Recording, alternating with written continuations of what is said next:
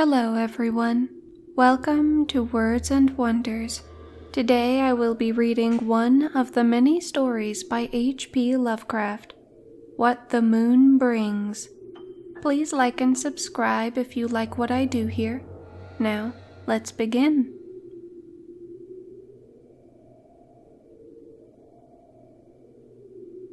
I hate the moon. I am afraid of it. For when it shines on certain scenes, familiar and loved, it sometimes makes them unfamiliar and hideous. It was in the spectral summer, when the moon shone down on the old garden where I wandered, the spectral summer of narcotic flowers and humid seas of foliage that bring wild and many-colored dreams, and as I walked by the shallow crystal stream, I saw unwonted ripples tipped with yellow light, as if those placid waters were drawn on its resistless currents to strange oceans that are not in the world.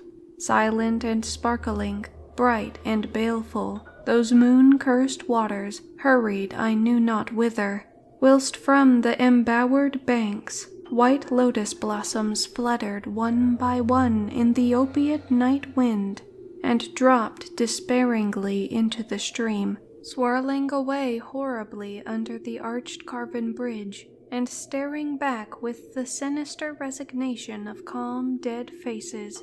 And as I ran along the shore, crushing sleeping flowers with heedless feet, and maddened ever by the fear of unknown things and the lure of the dead faces, I saw that the garden had no end under that moon.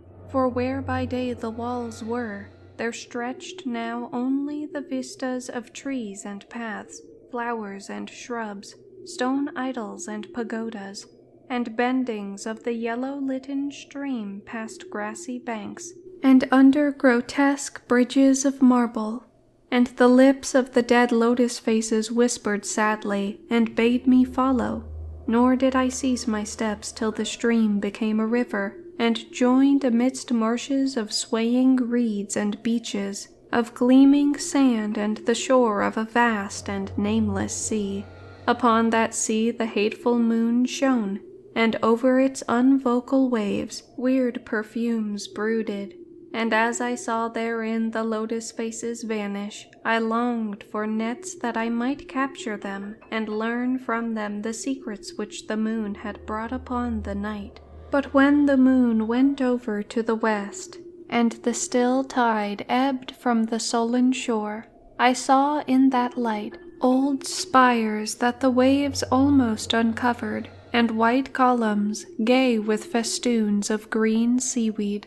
And knowing that to this sunken place all the dead had come, I trembled and did not wish again to speak with the lotus faces.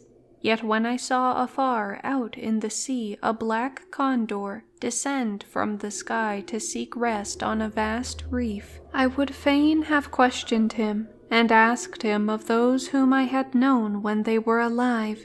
This I would have asked him, had he not been so far away. But he was very far, and could not be seen at all when he drew nigh that gigantic reef. So I watched the tide go out under that sinking moon, and saw gleaming the spires, the towers, and the roofs of that dead, dripping city.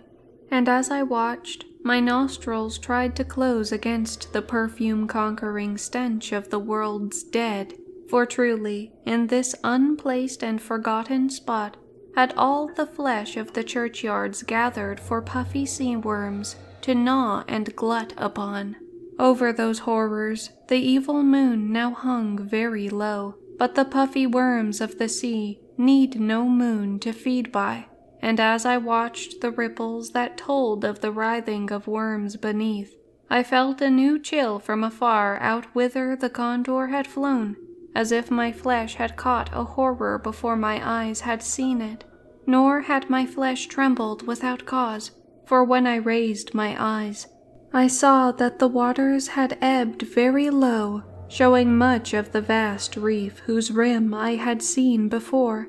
And when I saw that this reef was but the black basalt crown of a shocking icon, whose monstrous forehead now shone in the dim moonlight, and whose vile hooves must paw the hellish ooze miles below, I shrieked and shrieked, lest the hidden face rise above the waters, and lest the hidden eyes look at me after the slinking away of that leering and treacherous yellow moon.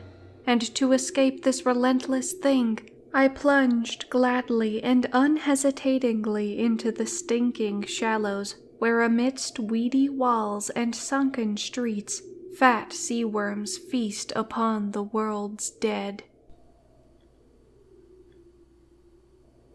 Thank you guys for watching, and if you would like to hear more stories like this, feel free to like, subscribe, and comment down below.